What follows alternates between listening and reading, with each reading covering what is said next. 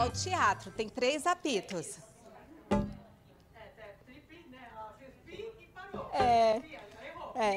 Tem que ser contínuo agora.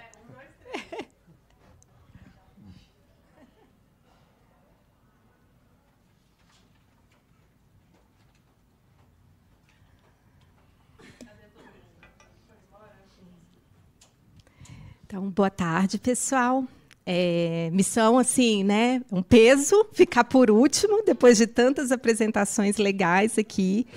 Mas estava até comentando com o Rodrigo que, mesmo sem a gente combinar, um está endossando o que o outro está apresentando. Então, estamos super em sinergia e segurança aí da inovação. Então, eu sou a Soraya, tenho trabalho, vou falar um pouquinho, né, de mim. Trabalho no Boticário já há 15 anos, já passei por várias áreas dentro do Boticário. Minha formação é design de produto. Então, uma design falando de implementação de ISO, de inovação, né? Tem coisa, parece estranho isso, mas vocês vão ver que tem tudo a ver. Então, eu comecei no Boticário na área de desenvolvimento de embalagens, então trabalhava ali com lançamento de produtos. Depois eu fui para uma área de inteligência de materiais, que era trabalhar a parte de regulamentação dos materiais de embalagens implementados no grupo. E agora, há pouco tempo, estou na área de inovação aberta. E, ao entrar na área, já recebi essa missão, que era implementar uma ISO, né? Então, um pouco do que a Marília e do Ale falaram. Quando eu entrei, a gente já tinha a certificação da 56002, não participei desse processo, e já entrei para poder fazer a implementação da 56001. E essa passagem de bastão, ela foi muito fácil e fluida, porque a gente tinha todo o processo anterior registrado.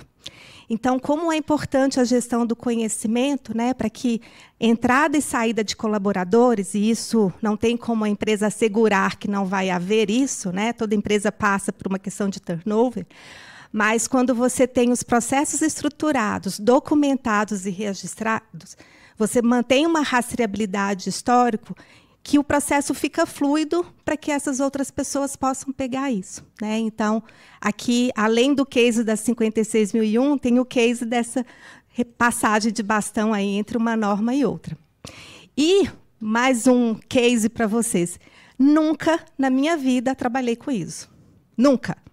Então, assim, entrei na área, pegando um case para implementar uma ISO 56001 de inovação. Então, foram muitas coisas inovadoras nesse processo. Então, vocês vão ver que as coisas fazem sentido e dão certo quando se tem um propósito. E, para começar a minha palestra, eu venho justamente falando um pouco do surgimento da empresa. Porque aqui vocês vão ver como que o propósito está desde o nascimento, né? Então, quando o Dr. Miguel, que é o nosso criador, e hoje ativo ainda, né, participa de algumas decisões dentro da empresa, lá em 1997, ele já começou com um processo de inovação, que era criar uma empresa voltada para cosméticos, num cenário do Brasil que ainda isso era muito raro, né? Então, ele desafiou tudo e a todos para poder colocar a sua ideia em prática. E, nesse momento que ele teve essa primeira ideia, ele não tinha em mente que isso se tornaria uma franquia e que se tornaria um dos maiores grupos do Brasil. Ele simplesmente quis colocar em prática a sua ideia sem saber exatamente onde ele iria chegar, né? Mas, acreditando naquilo e com pessoas que cercavam, apoiando a ideia, aquilo deu certo. Então, hoje, o foco do Boticário é ser um ecossistema da beleza. E como que a gente faz isso, né? Aqui tem uma linha do tempo de tudo que a gente foi adquirindo e absorvendo para dentro do grupo para a gente conseguir fazer e atingir beleza para todos os ramos, né? Então, começamos lá com uma lojinha em 1977, só com a marca O Boticário. Em 1990, a gente cria ali a Fundação Boticário, ou seja, desde sempre, né, e antes da gente falar de crises climáticas, mudanças climáticas e ESG, o Dr. Miguel ele já tinha uma preocupação ambiental, e ele queria fazer isso, como proteger isso dentro do Brasil, que também era uma inovação para a época, né? o Instituto Grupo Boticário, onde ele potencializa o empreendedorismo social, ajudando comunidades que precisam desse apoio. E, em 2010, que foi quando eu entrei na empresa, é que se foi criado o Grupo Boticário. Ou seja, nesse momento, ele queria avançar mais. Ele não queria ficar só com uma empresa de franquias com a marca Boticário. Foi quando veio a Eudora, que é o segmento de venda direta, né? Então, poucos sabiam que a Eudora fazia parte do Grupo Boticário, mas ela é uma marca que nasceu para atender vendas diretas. Na época, só tínhamos Avon e Natura, que fazia isso. E, nesse mesmo momento, ele criou a Amos, que ela é uma financeira que apoia tanto franqueados como as revendedoras, né, em soluções financeiras para alavancar o seu negócio. Veja que, dentro do Boticário, que é uma grande empresa, ela já tem outros empreendedores. Os franqueados são empreendedores, porque as franquias não são do Boticário, são de outras pessoas, e as revendedoras também são empreendedoras, né? Então, olha a visão que, né, o nosso gestor, Miguel, tinha para onde ele queria levar o grupo. Em 2012, criou-se a Quem Disse Berenice. Eu trabalhei nesse projeto e a proposta da marca era ser a primeira marca de maquiagem, né, que fazia uma disrupção em termos de atitude.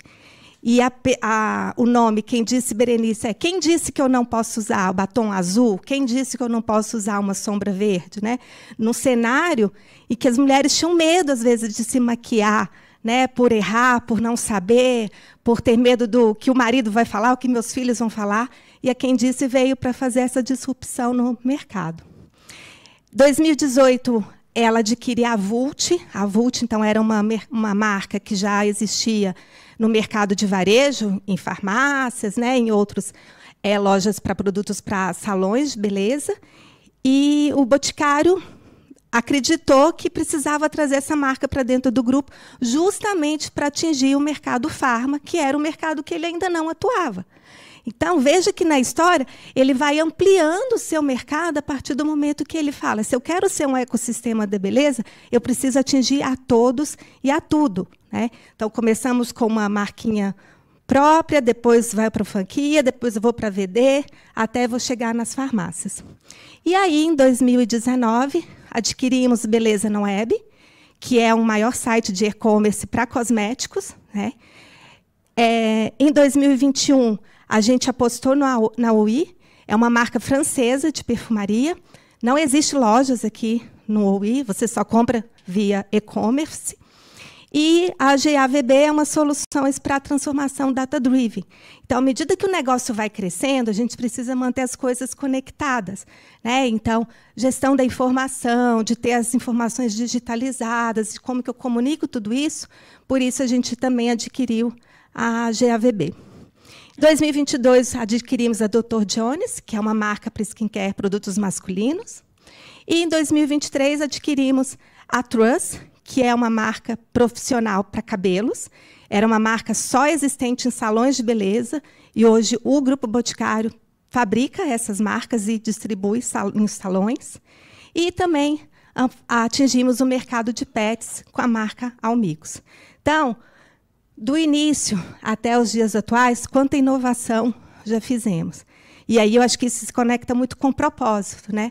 A marca, ela divulga a inovação a todo momento. E todos esses processos, todas essas aquisições, envolvem riscos, envolvem decisões difíceis, mas a questão que a Marília falou, né? Está com medo? Vai a si mesmo, porque senão você também não chega nos outros patamares. Então, aí falando como que a gente mantém toda essa estrutura funcionando, né?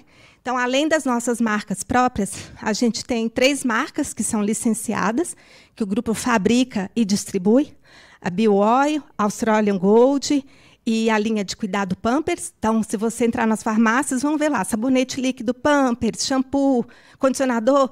Olhar atrás do rótulo, está lá, Botica Comercial, ou seja, nós somos fabricantes. Australian Gold, o protetor solar aí dos queridinhos. Se você for lá atrás do rótulo, vai ver. Botica comercial, ou seja, fabricamos isso internamente. E como que a empresa hoje está estruturada? Temos 3 polos industriais. Então, temos uma fábrica na Bahia, uma fábrica no Paraná, em São José dos Pinhais, que é a matriz. E temos também um centro de distribuição em São Paulo. 7 centros de distribuições aí ao longo do país. Bahia, Minas Gerais, São Paulo, Portugal, e lá no Paraná mesmo, né, em São José, em Campina Grande. 7 escritórios também aí distribuídos pelo mundo, temos aqui no Brasil, temos na China, temos na Colômbia, Portugal, Estados Unidos. Mais de 50 mil colaboradores, entre diretos e indiretos, e um faturamento aí GVMV de 35,7 bilhões. Então, acho que é importante ter essa visão de onde a gente começou e para onde a gente chegou, né? Sempre acreditando que inovação fazia parte da nossa essência. E, com o resultado, né, de todo esse trabalho, de tudo isso que a gente transforma, a gente acaba sendo reconhecido por um mercado, né? Então, a gente tem mais de 4 mil lojas físicas em 1.700 cidades brasileiras. A gente fala, onde tem mais de 5 pessoas reunidas, tem uma lojinha do Boticário. Então, hoje estamos presentes em muitos lugares, mais de 40 países, líder em e-commerce de beleza no Brasil, que é através do Beleza na Web. Então, quais são as nossas premiações, né?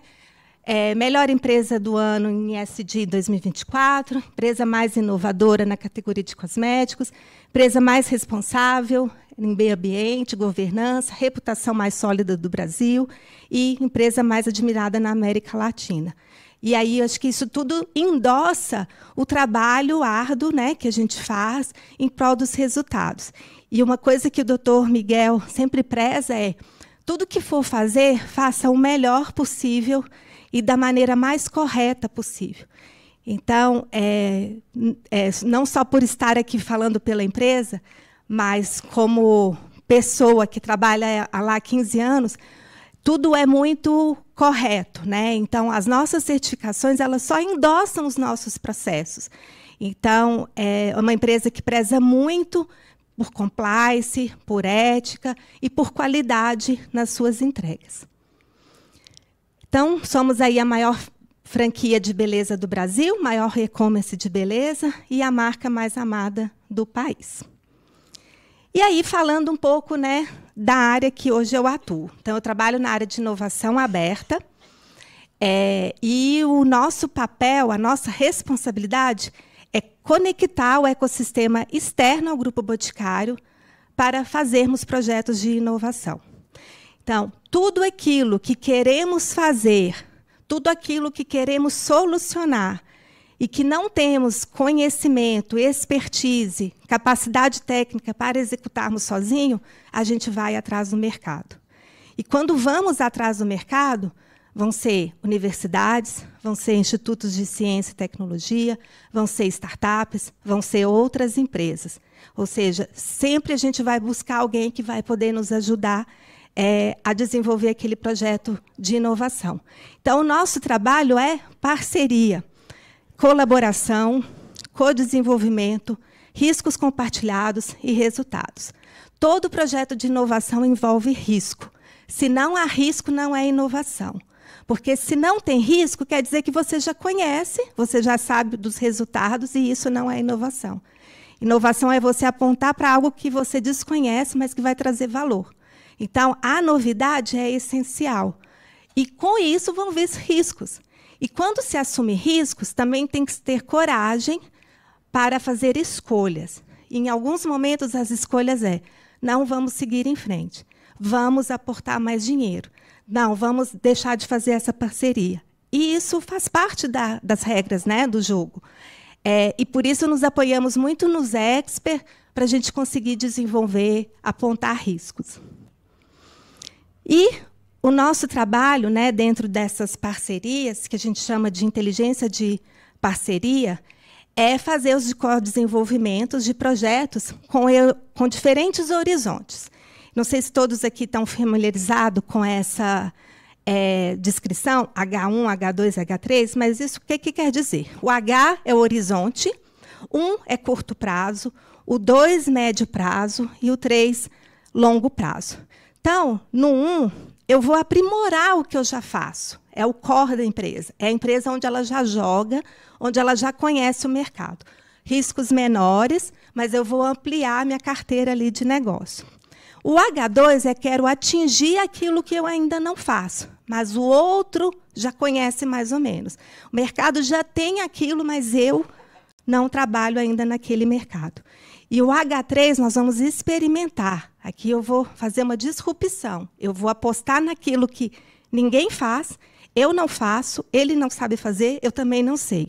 Então, à medida que eu vou avançando os horizontes, eu vou gastar mais tempo e vou ter um crescimento alto de valor. Apostar naquilo que ninguém faz vai me trazer mais valor, porque ninguém faz. Eu posso ser o pioneiro, mas existe mais risco, existe mais paciência, porque é um território que ninguém desbravou, é desconhecido, é um buraco, né, negro. E apostar no H1 é mais seguro. Já conheço, mas o meu valor também é menor, porque eu não estou agregando nada de novo, né?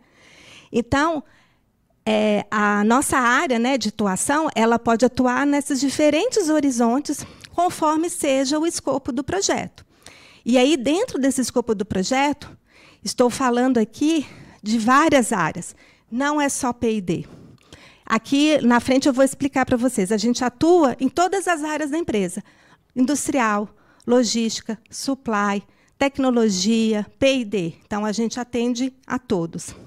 Então, quais são os nossos pilares de atuação para manter, né, essa inovação aberta sempre ativa? A gente tem um radar tecnológico, que é quando a gente monitora as informações do mercado, sabendo o que o mercado está fazendo de novo, de diferente. E aqui não é só informações de empresas, mas informações das universidades. O que aquele pesquisador tal está fazendo? Quais são as novas linhas de pesquisa? O que a NASA está fazendo? Né? Assim como também informações dos nossos concorrentes. Né? O que está dando certo, o que não está dando certo. Essas informações, esse mapeamento serve de insights para trazer novas ideias e criar novos projetos, né, de inovação. Temos um calendário de inovação, onde a gente fomenta a cultura de inovação do grupo. Então, a gente faz semanas de palestras com parceiros externos, a gente faz rodadas de negócios para as pessoas apresentarem os seus projetos, a gente tem momentos de brainstorm para trazer novas ideias do que a empresa pode trabalhar. Articulação institucional. Então, a gente tem muito contato com os órgãos mesmos, né, que fomentam a inovação dentro do grupo, ANPEI, a CNI, né, a própria FINEP, Embrapi. Então, a gente sempre está apoiado e em contato com essas empresas para a gente saber de fomento, saber de treinamento, saber de informações, o que está sendo falado, né, de inovação no Brasil. Crowdsourcing, que é quando a gente busca essas soluções para os desafios, né, fora do grupo. Então, a gente lança desafios externos. Vamos fazer um hackathon para desenvolver uma nova embalagem para perfumaria. E aí, universidades, estudantes podem se inscrever, ou vamos fazer uma chamada porque precisamos trazer uma solução de um processo produtivo para a fábrica. Então, o crowdsourcing é isso, é quando a gente lança esses desafios para o mercado. Fomentos, né? Então, reforçando aqui o que o Rodrigo falou, a gente se apoia muito nos fomentos para viabilizar iniciativas. E veja que somos uma empresa grande, com faturamento bom. E a gente vai atrás dos fomentos. Por quê? Porque, para incentivar mais a inovação, o governo nos ajuda para isso.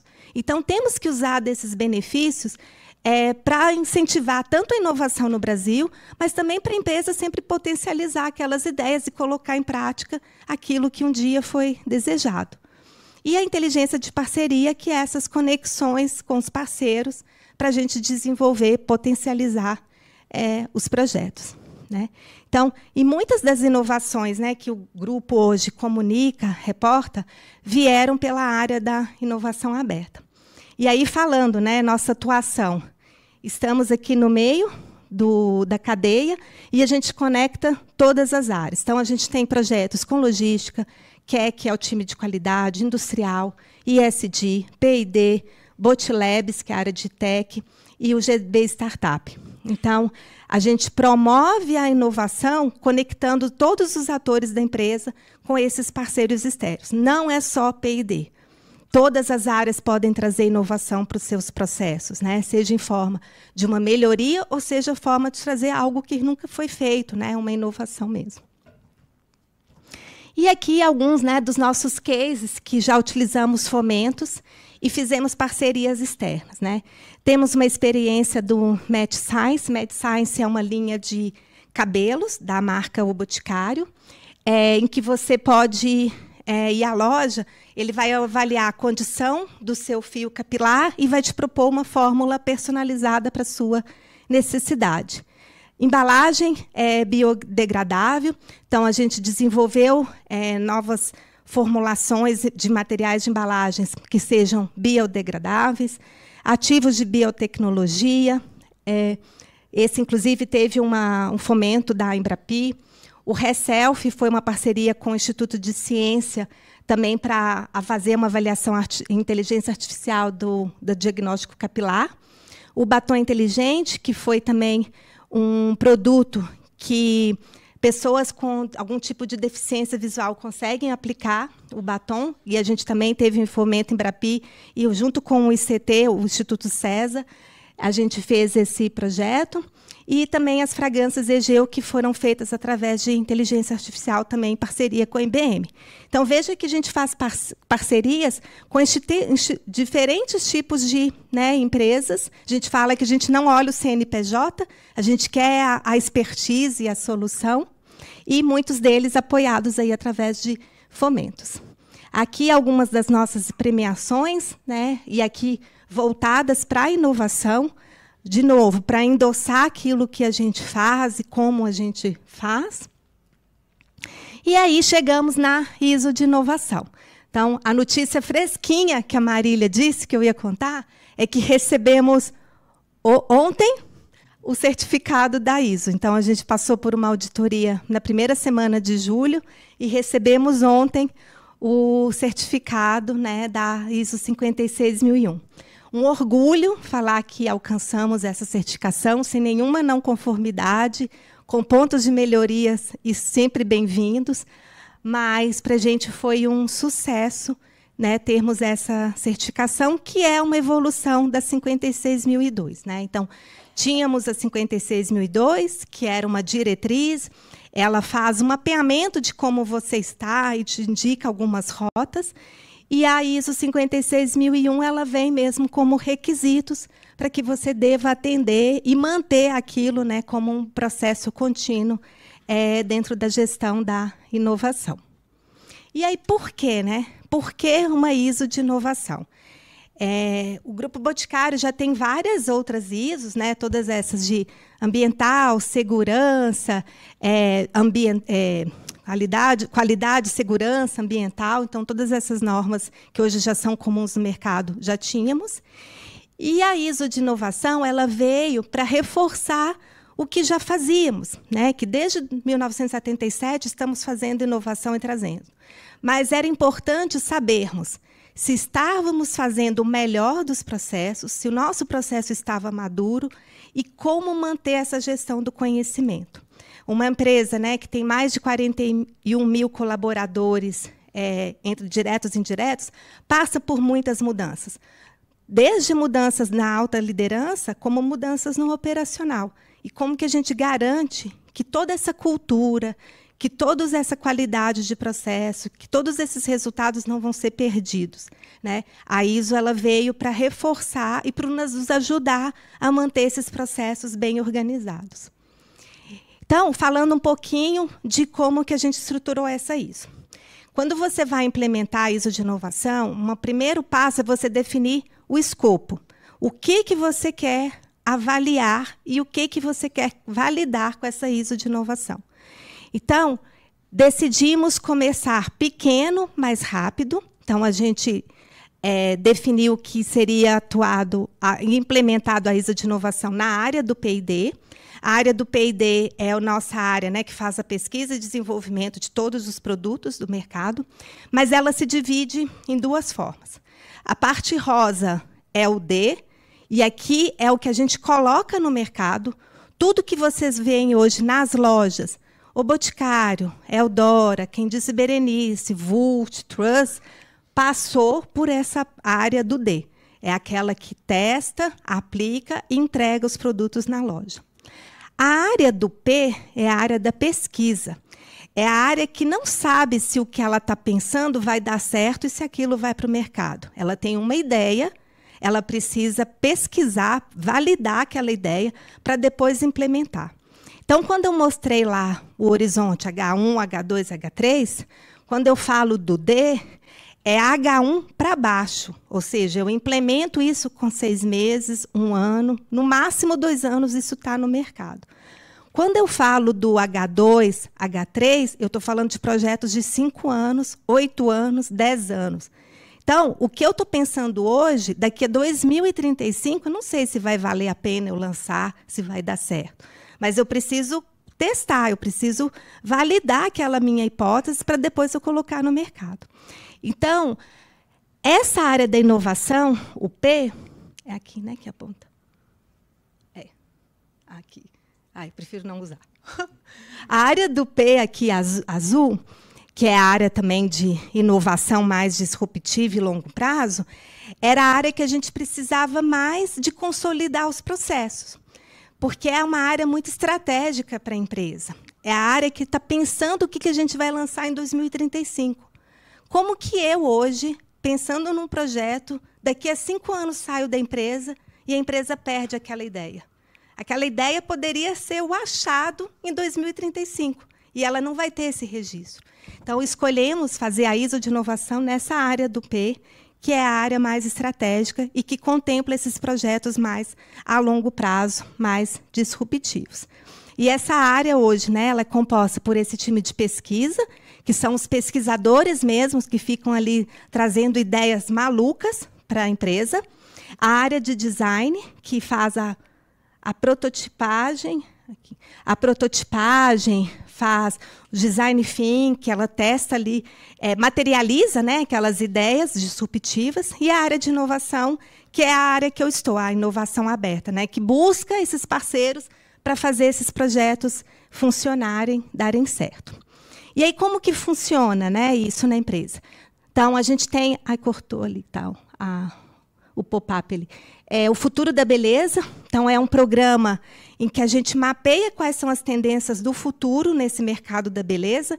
E aqui a gente mapeia tanto de produtos, como comportamento, atitudes de consumidor, o que o mercado concorrente está fazendo. Então, aqui funciona como um funil, né? Então, eu tenho ali um grande mapeamento de tudo que o mercado está fazendo. Isso vem para a nossa área de pesquisa, que vão idealizar esses projetos de inovação. Isso vem para a nossa área de planejamento estratégico, né, essas ideias, da mesma forma que o que está sendo planejado no estratégico vem também para a nossa parte de pesquisa. Aprovado isso, vem para uma pipeline de projetos, que desce para desenvolvimento de produtos, que é o D rosa lá, né, que é o que vai colocar os produtos no mercado. E aí depois a gente tem uma área de manutenção, que é fazer a melhoria contínua desses produtos que já estão no mercado. Então, quando a gente selecionou o escopo da ISO, a gente veio para cá, justamente para a entrada. Porque se eu garanto que meus processos aqui são robustos, estão aderentes ao negócio e que eles estão organizados, eu garanto a qualidade dos produtos que vão ser entregues. Porque eu só vou afunilando um processo que já está válido lá desde cima. E aí, como que esse P, né, a área azul ali, hoje está mostrada, está formada? Veja que aqui a gente tem um público muito heterogêneo. Temos mulheres dominam, tá, gente, o Grupo Boticário. A gente está forçando para entrar mais homens, mas ainda somos 85% ali do público. E temos 15% de homens, isso aqui só na nossa área de pesquisa, tá? Só no P ali, azulzinho. Então, 20 são pesquisadores, 13 na área de design, 7 na área de design to value. O design to value, ele mensura o valor do produto na visão do consumidor. Então, eu vou para o mercado, faço uma pesquisa com consumidores para saber o que você está achando do meu produto. Esse hidratante é melhor, igual ou pior do que o da Natura, ou da Avon, ou da L'Oréal? Então, a gente valida se os nossos produtos estão entregando aquilo que a gente se propõe a entregar e qual que é o valor disso para o consumidor. Então, esse é o Design to Value. E a área de inovação aberta, que é a área que faz essa prospecção de parceiros. E temos também bolsistas. Então, a gente está ali, né, no Paraná, temos algumas pessoas alocadas no Rio e também em São Paulo. A formação desse público é muito heterogênea. Temos engenheiros, temos design de produto, então eu sou uma das que compõe aquele time ali de design de produto, farmácia, design gráfico, ciências biológicas, ou seja, N tipos de formações trabalhando aqui nesse time de inovação. E temos 16 pessoas com mestrado e doutorado e 33 são especialistas. Como que mantemos um público tão heterogêneo, com diversas habilidades e expertises, fazendo tudo da mesma forma, organizada, mantendo o registro e que esse conhecimento não se perca na empresa? Isso acho que reforça para que a gente escolheu a ISO e por que ela era importante. Aqui um pouco dos resultados que a nossa área já alcançou aí até 2024. Então, já entregamos 17 tecnologias. Essas 17 tecnologias são 17 soluções que o time de pesquisa entregou. Ou seja, tudo aquilo que um dia foi um projeto de inovação se tornou algo materializado e entregue para a companhia. 5 milhões de fomentos capturados, então, a importância disso para o negócio. 83 projetos incentivados na Lei do Bem. Temos isso como um pilar, uma diretriz e uma das prioridades da empresa, é a gente fazer toda a submissão dos projetos à Lei do Bem.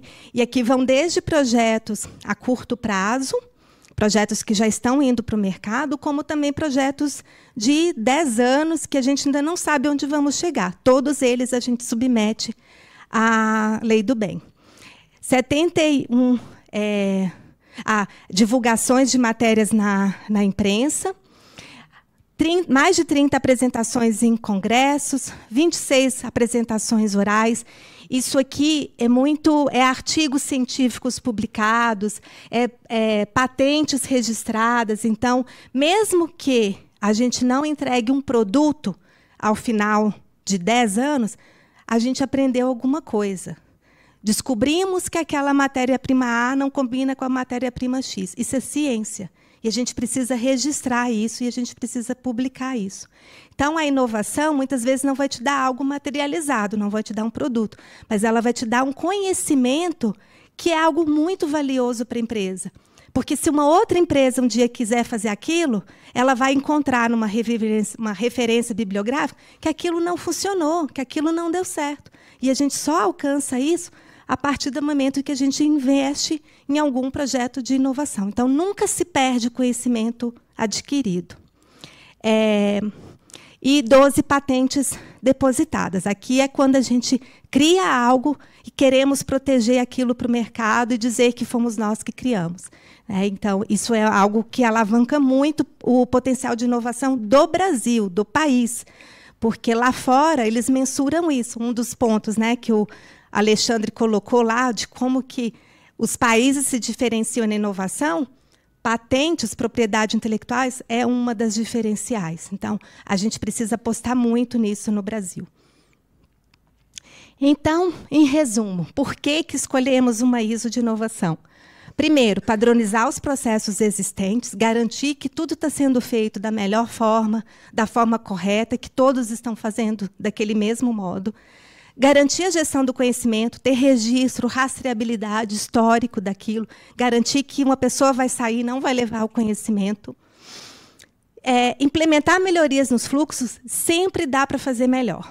Melhor, mais rápido, mais barato, seja mais produtivo. Então, a ISO ela traz a melhoria como um dos requisitos, para você sempre olhar para trás, ver o que pode ser melhorado. Então, acho que isso é o que nos faz seguir adiante. Reduzir retrabalhos e a produtividade. Uma equipe muito grande, a gente recebe muitas demandas. E aí, como priorizar o que precisa ser feito primeiro, né?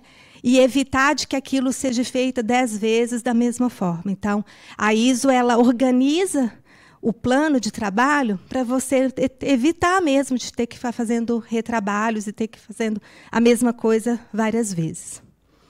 E como, né? Então, como que nos organizamos para fazer a implementação de uma ISO? Como que uma designer de produto ia implementar uma ISO, nunca tendo mexido, né, com isso? Primeiro ponto, e para mim isso é fundamental, gestão.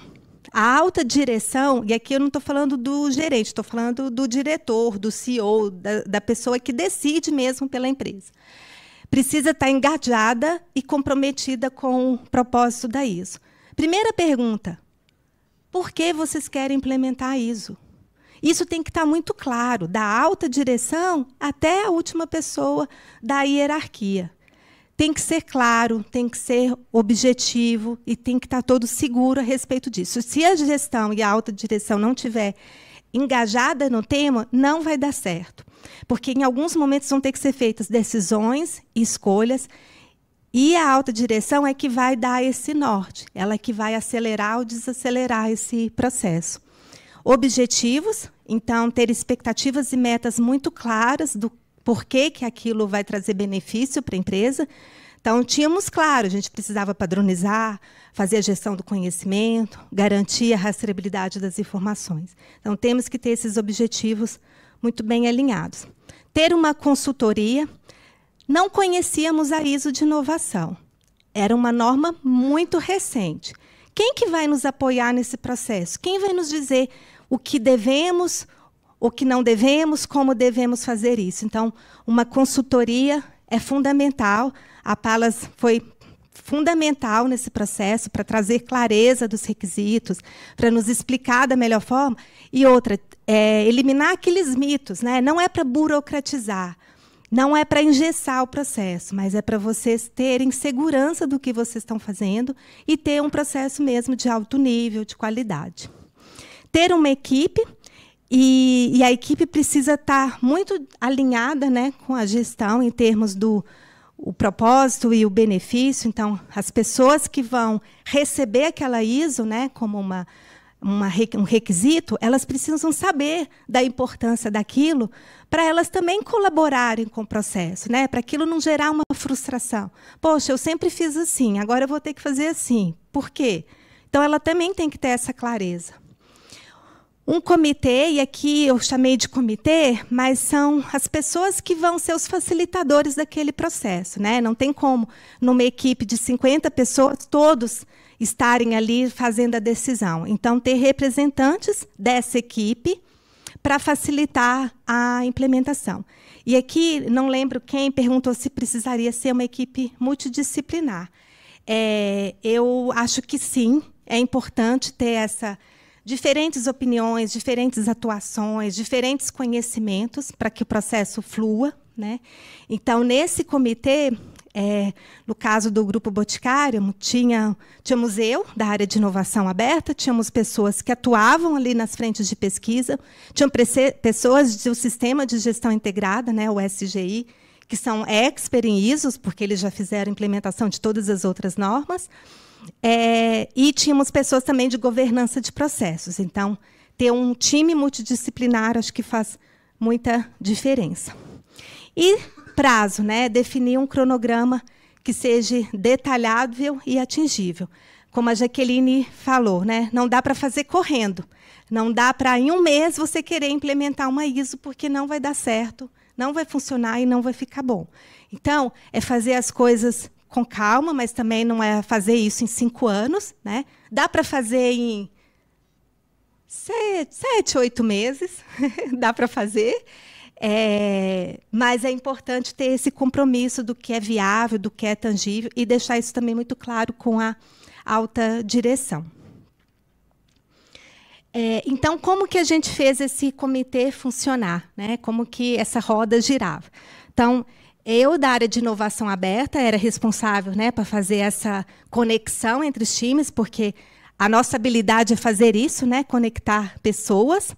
Tínhamos a consultoria, que no caso foi a Palas, que nos trazia essa expertise da ISO de inovação, todo o conhecimento, né, e profundidade que a gente precisava para entender um pouco do que a norma pedia.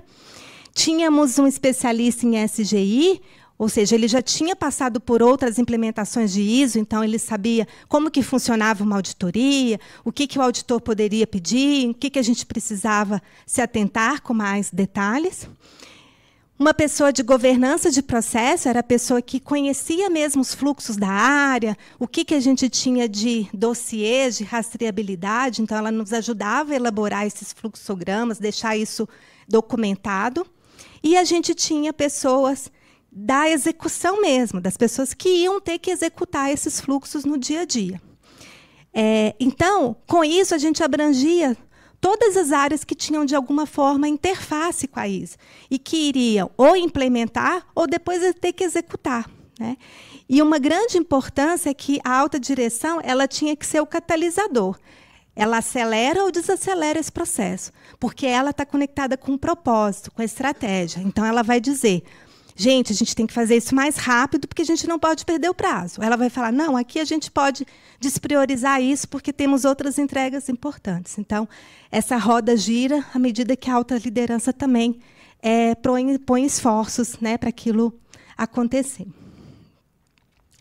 E aí, dentro de atitudes, né, que são bem importantes para esse processo. Primeiro, comunicação.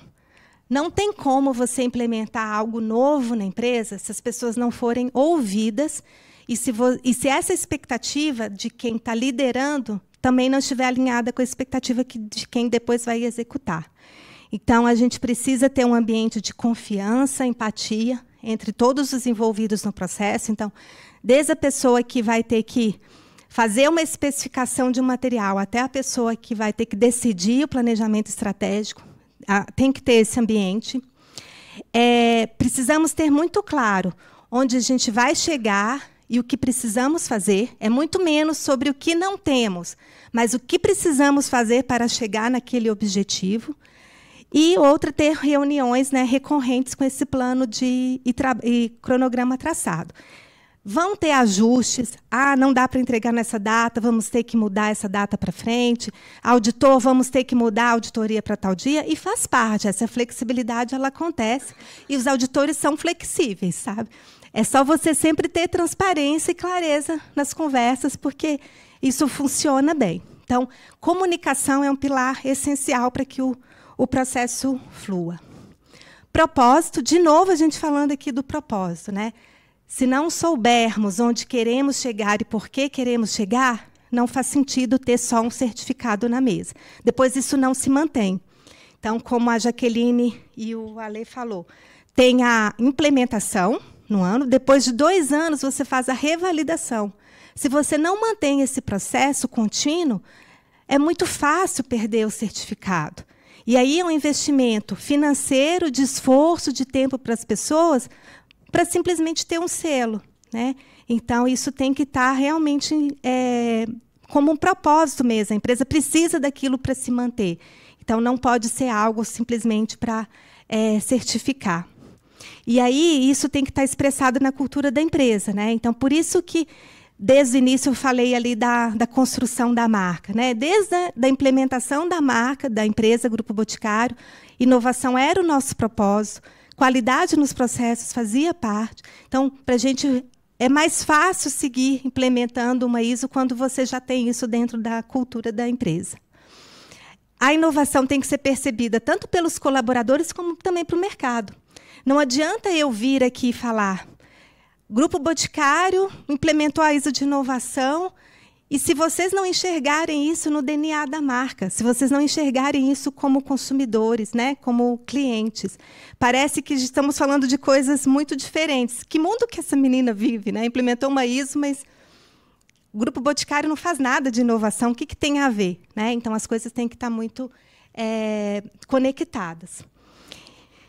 E as mudanças, né, dos processos na implementação também tem que ser percebido com qualidade e eficiência na realização do trabalho. Ou seja, eu não posso implementar um novo processo simplesmente porque a ISO me pede. Eu tenho que implementar aquele processo porque aquilo vai melhorar a minha entrega, a produtividade, a otimização de recursos, faz sentido para o nosso processo. E isso foi uma das coisas que nós tivemos como desafio na implementação.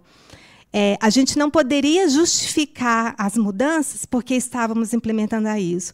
A gente tinha que justificar as mudanças porque aquilo necessitava de uma melhoria. E aí as pessoas faziam porque elas iriam ver benefício naquela mudança, e não simplesmente por uma certificação. E aí, né, falando dos desafios, acho que o primeiro deles é escolhas. Então, por isso que é importante a alta liderança estar muito engajada no tema, porque muitas escolhas vão ter que ser feitas e muitas vezes são decisões difíceis que precisam ser feitas, e você tem que ter a autonomia, mas tem que ter a confiança para fazer isso, né? Então, a gente nunca pode perder o foco no propósito. Ouvir as pessoas, porque vão vir questionamentos de a gente fez isso ontem, vamos ter que fazer de novo, ou vamos ter que criar um novo fluxo, vamos ter que criar um novo modelo de trabalho. Sim, mas é por causa disso. Isso vai trazer melhor desempenho para o seu trabalho, a qualidade do processo vai ficar melhor, né? Então, temos que ouvir para a gente ir desatando esses nós. Manter sempre a gestão ciente. Acho que todo mundo que está naquele comitê tem que estar envolvido, alinhado e seguro também do caminho que estão seguindo. E também se apoiar muito no expert, né? Tanto na consultoria como também no time de SGI, que são pessoas que conhecem a ISO, conhecem as normas, conhecem os requisitos. Então, isso faz também muita diferença no processo. Temos diferentes ISOs e elas são muito diferentes, né? Vários dos questionamentos, e quando a gente teve o treinamento dos auditores, até o nosso time de SGI ficou surpreso quando ele viu o treinamento que o Alexandre deu sobre a ISO de inovação. Eles também falavam, poxa, não é tão burocrático, né? Não é só seguir um checklist, dá para fazer as coisas mais fáceis de fazer de uma forma, inclusive, inovadora. Então, é uma ISO muito diferente. Não precisamos ter documentos só padronizados em Word, né? Podemos ter ilustrações, podemos ter PPTs. Então, não é uma norma engessada. Ela é bem fluida e é diferente das outras ISO. E é importante mapear os processos e rotinas. Por quê? Algumas delas definem ter processos, porque vão se repetir, né? São processos mais burocráticos no sentido da repetição, né? da rotina. Mas tem muitos processos que são estratégicos e que eles não necessariamente têm um formato, né? São apresentações, são modelos de ideias. Então, é importante ter essa diferença, né? Do que eu preciso documentar como um fluxograma, como um processo um pouco mais procedimentado, e daquilo que é um pouco mais estratégico e que vai ser sempre mudado, porque é um planejamento contínuo, né?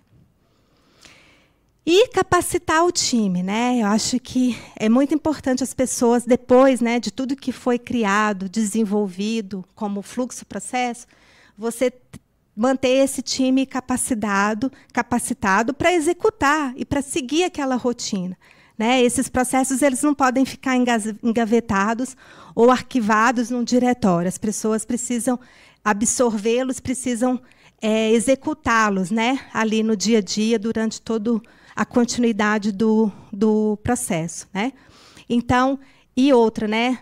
É importante as pessoas saberem o que cada um dos requisitos pedem e como que essas pessoas precisam interpretar aquilo. Porque daí elas conseguem ver o papel delas, tomar aquilo como uma responsabilidade delas. Então, o comitê não precisa ficar ali questionando e monitorando, né? As pessoas, por si próprias, já vão seguir, já vão fazer as coisas como precisam ser feitas. E a consultoria é fundamental, né, para manter esse processo, isso tudo alinhado. E, de tudo isso, né, quais foram os resultados, né, que a gente alcançou? Primeiro, a gente consegue ter uma gestão do conhecimento para novos colaboradores. Então, todos os processos que hoje se tornaram procedimentos, eles estão documentados, e as pessoas, quando entram no time, elas precisam ser treinadas, e aí elas seguem os mesmos procedimentos que estão ali. Tem o monitoramento da melhoria contínua. Então, a gente sempre, a cada 1 mês, 2 meses, a gente volta naqueles processos e vê se alguma coisa precisa ser mudada, ou se teve algo que foi implementado que não está funcionando e que também precisa ser ajustado. Criamos alguns fóruns para a gente validar e priorizar algumas iniciativas. Então, dos nossas dores é muitas entradas de demandas sem saber o que precisa ser priorizado. E aí, com esses fóruns, a gente consegue ter um pouco mais de discernimento de tudo que precisa ser feito, que está alinhado com a estratégia e como precisamos priorizar. E também documentos com rastreio e histórico dos projetos. Então, todas as pessoas conseguem estar a par de tudo, sabem onde esses materiais estão, e isso não se perde, né? E as pessoas podem sempre revisitá-los e manter aquele conhecimento sempre vivo ali, né? E atualizado. Então, era um pouco disso, gente, que queria falar. Mas foi um processo bem gostoso, muitos aprendizados e um resultado excelente.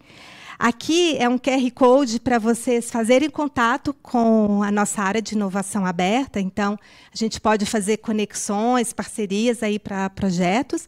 Vai aparecer um formulário em que vocês podem preencher, colocar o nome da empresa, qual é a expertise de vocês, e a gente retoma o contato com vocês. Tá? Muito obrigada, espero ter atendido aí as expectativas e boa tarde.